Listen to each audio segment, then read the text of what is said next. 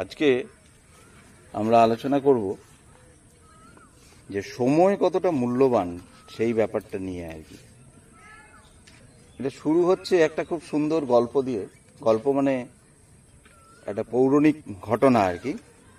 যে আমরা জানি যে রামায়ণের রাম রাবণের যুদ্ধ শেষ হয়েছে, তারপরে রাবণ যখন মৃত্যুপথ যাত্রী মারা যাবে এরকম একটা সময়, সেই সময় হঠাৎ রাম লক্ষ্মণকে ডেকে পাঠালেন।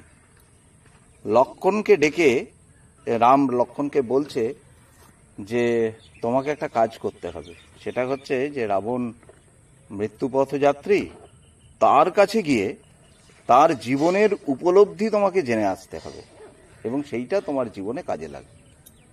লক্ষ্মণ তো শুনে খুব অবাক, বলছে কি ব্যাপার, হঠাৎ যে রাবণ এত নিষ্ঠুর, হ্যাঁ, এইভাবে বৌদিকে হরণ করে নিয়ে গেল, তারপরে এত লোকক্ষয়, এত কষ্ট সহ্য করে আমরা শেষ পর্যন্ত যুদ্ধে জয়লাভ করলাম, রাবণের পতন হলো, তো দাদা আমাকে সেই লোকটার কাছে পাঠাচ্ছে যে তার শেষ জীবনের উপলব্ধি শুনতে বা তার কাছ থেকে জ্ঞান সংগ্রহ করতে। এটা খুব খারাপ লেগেছে।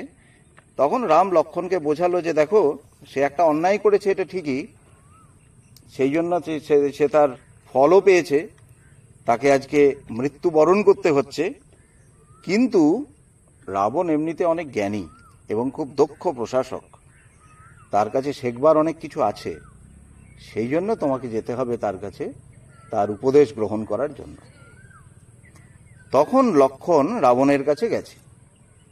এবার যথারীতি প্রার্থনা করেছে ভারতীয় রীতি অনুসারে যে হে রাবণ, আমি শুনেছি যে আপনি মহাজ্ঞানী, আপনি এখন মৃত্যু পথযাত্রী, আপনার জীবনের শেষ উপদেশ আপনি চাইলে আমাকে দান করতে পারেন, লক্ষ্মণ বলেছে।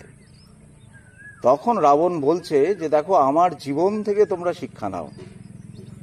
আমার জীবনে দুটো সৎ সংকল্প ছিল, ঠিক আছে। একটা সংকল্প হচ্ছে যে আমি ভেবেছিলাম স্বর্গের সিঁড়ি বানাবো, কারণ আমি স্বর্গে গিয়েছিলাম, রাবণ নাকি সশরীরে স্বর্গে গেছিলেন, এবং স্বর্গের সুখ সমৃদ্ধি দেখে রাবণ এতই মুগ্ধ হয়েছিলেন যে তিনি চেয়েছিলেন যে পৃথিবীর সমস্ত মানুষ যাতে এই সুখ সমৃদ্ধির অধিকারী হতে পারে, সেই জন্য তিনি পৃথিবী থেকে স্বর্গ পর্যন্ত একটা সিঁড়ি তৈরি করবেন, এবং সেই ক্ষমতা রাবণের মধ্যে ছিল।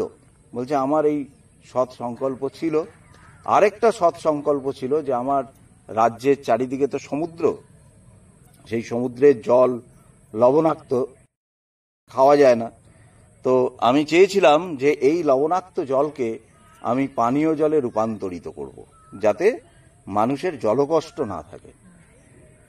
এই দুটো সৎ সংকল্প আমার ছিল এবং এই দুটো করবার ক্ষমতাও আমার ছিল। কিন্তু যখনই সময় আসতো তখনই আমি ঠিক আছে, আজ থাক, কাল করব, পরশু করব, পরের মাসে করব, সামনের সপ্তাহে করব, পরের বছর করব, এই রকম ভাবে আমি দেরি করতেই থাকি। আর দেরি করতে করতে করতে করতে দেখো এইভাবে আমার মৃত্যু ঘনিয়ে এলো। এখন আমি মৃত্যুবরণ করতে চলেছি, আমার এই দুটো কাজ আর করা হলো না। অন্যদিকে আমার জীবনে একটাই মাত্র অসৎ সংকল্প এসেছিল, সেটা হচ্ছে আমি সীতাকে হরণ করব। সেইটা আসা মাত্রই কিন্তু আমি সেই কাজটা করেছি বলেই শেষ পর্যন্ত আজ আমার এই পরিণতি। আমার সোনার লঙ্কা ছারখার হয়ে গেল, আমার প্রিয়জনেরা সব মারা গেল, আমার পুত্ররা সব নিহত হলো, এবং আমি সব কিছু হারিয়ে এই মৃত্যুবরণ করছি। তো আমার জীবন থেকে তোমাকে শিক্ষা নিতে হবে যে এইটা মানুষের জীবনের একটা খুব ট্র্যাজেডি।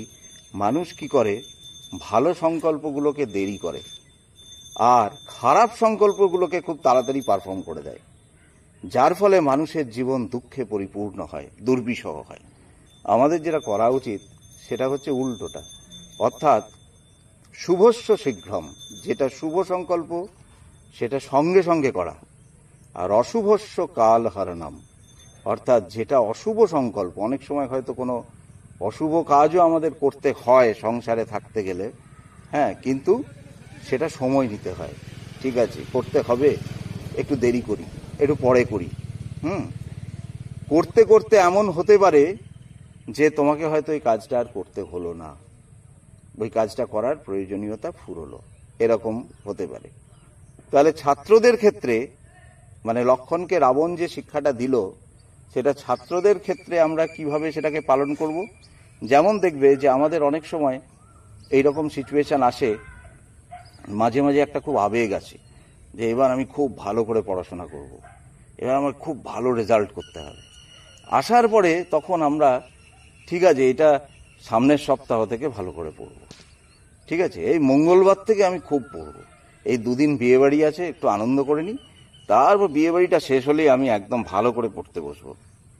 তারপরে দুদিন বিয়ে বাড়ি চলে গেল, তারপর ভাবছি না আজকে শরীরটা তো ঠিক নেই, আচ্ছা শরীরটা একটু ঠিক হোক, সামনের সপ্তাহ থেকে আমি পড়বো, এই সামনের মাস থেকে পড়বো, মঙ্গলবার থেকে পড়বো, বৃহস্পতিবার থেকে পড়বো। এই করতে করতে দেখা যায় আবার পরীক্ষা এসে গেল, আলটিমেটলি আর পড়াও হলো না, আর সেই রকম আমার মার্কসটাও ভালো হলো না। তার মানে যখনই শুভ সংকল্প আসে তখন কিন্তু আমরা দেরি করি, আর যখনই অশুভ সংকল্প আসে কিরকম, যেমন হয়তো শুনলাম যে অমুক আমার সম্বন্ধে একটা আজে বাজে কথা বলেছে, শোনা মাত্রই আমার বিশাল রাগ হয়ে গেল তার উপর, ওকে যতক্ষণ না পর্যন্ত আমি দুটো কথা শোনাচ্ছি ততক্ষণ আমার শান্তি নেই, ঠিক আছে। আমি কিন্তু সেটার জন্য আর ওয়েট করলাম না, ওয়েট না করে কি করলাম, আমি দেনান দেয়ার গিয়ে তাকে একদম মানে তার কথা শোনার আগেই তাকে প্রথম কথা শুনিয়ে দিলাম। শুনিয়ে দেওয়ার পর তারপর বলছে তুই আগে আমার কথাটা শোন, আমি আদৌ ওইরকম কথা কখনো বলিনি, এবং তোর সম্বন্ধে ওরকম কথা বলার আমি মানে কল্পনাতেও করতে পারি না। আসলে যে তোকে বলেছে সে ব্যাপারটাকে একটু ঘুরিয়ে বলেছে, আমি ওরকম বলিনি। তারপর যখন পুরো ঘটনাটা তুমি শুনলে তখন কিন্তু তোমার লজ্জা লাগছে যে তাহলে তো ওকে এরকম বলাটা উচিত হয়নি, ওটা তো ওর কোনো দোষ ছিল না, কিন্তু তখন already you have done your job.